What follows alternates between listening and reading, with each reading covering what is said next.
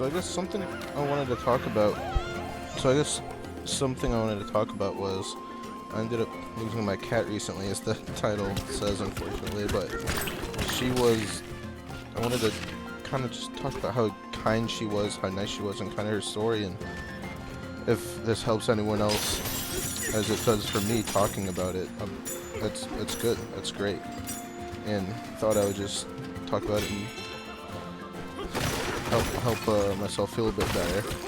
But I ended up losing my cat recently, about a week ago, and she's still on my mind. And one of the things is she was such a great cat.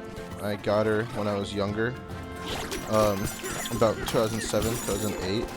So I was probably about second grade when we got her, and she was born in the house. Her mom was a stray, and we took in the stray. And, you know, we fed her out of bottles, out of her little kitty formula, and she lived us for a long time. And we knew her ever since she was alive. So it's one of those weird instances where, you know, they left such an impression on my life, and you kind of remember about how every single time I came home, she was there, and she was always happy to see me.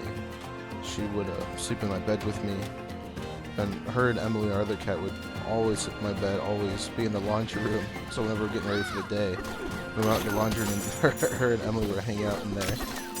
And she was such a great cat, and I'm gonna miss her a ton. But she came with me after college. I ended up moving to Savannah, and then after Savannah, I ended up moving back to Indiana. And then I was like, I'm gonna take her and Emily with me back to Austin, because my parents are middle divorce. So I was like, I guess I'll take them with me. I enjoy them. I like them a lot. And unfortunately, when I got back home, Emily was sick and ended up passing away, and I missed my opportunity on that. And that's something I do not regret, but wish I took advantage of earlier and didn't wait as long.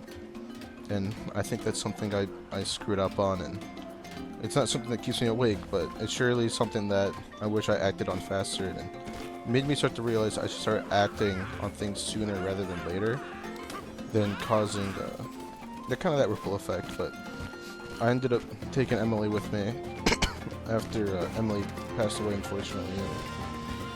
And, when I took Scarface with me, I got her, brought her in the car, and took her down to Austin, Texas, and she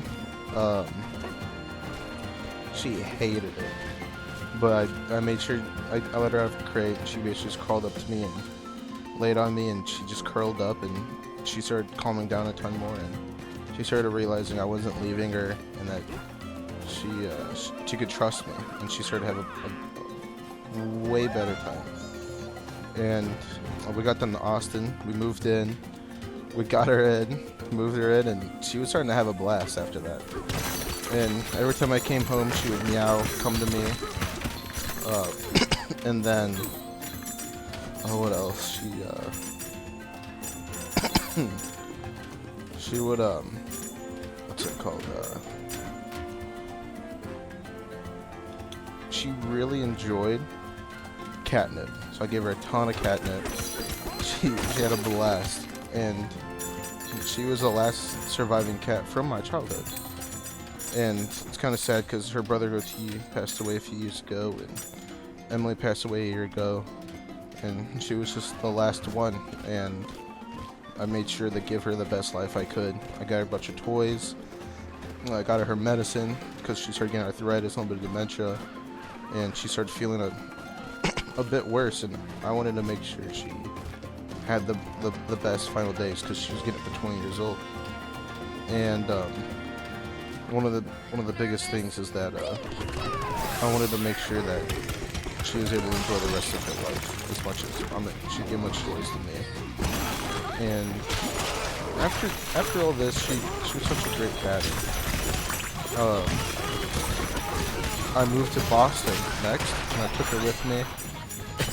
We went all the way to Austin to Boston. She liked the car drive a lot more than before. Well, she realized I wasn't leaving her. She was not scared at all. She was chill. So I took her to Pittsburgh. We stopped in Arkansas first.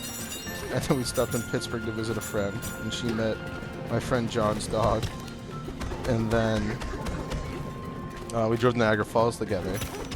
And then she was able to see Niagara Falls. Then after that, I took her to Boston, and she honestly, she started loving almost immediately.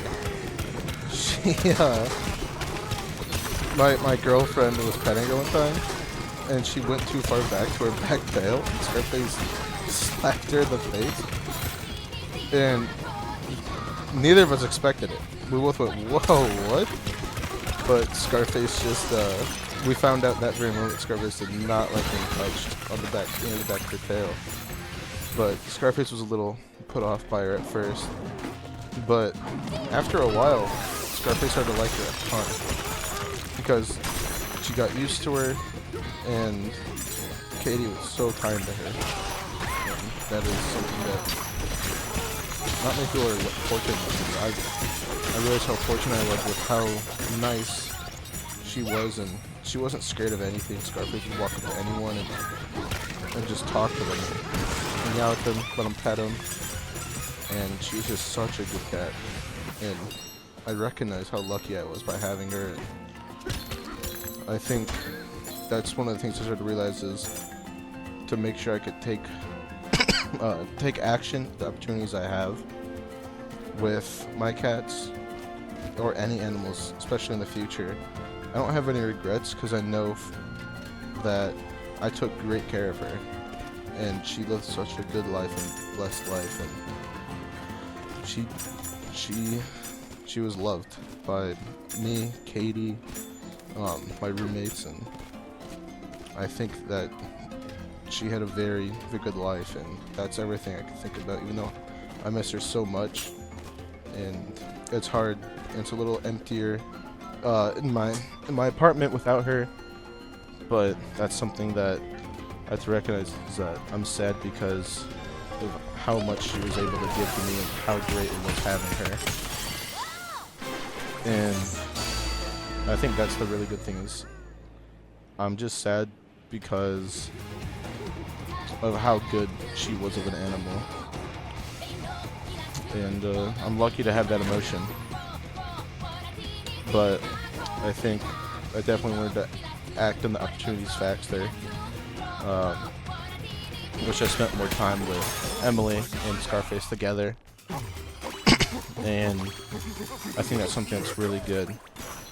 But I appreciate you guys listening to this, and I hope it helps you as much as it helped me. And I hope you guys have a good day. Good night.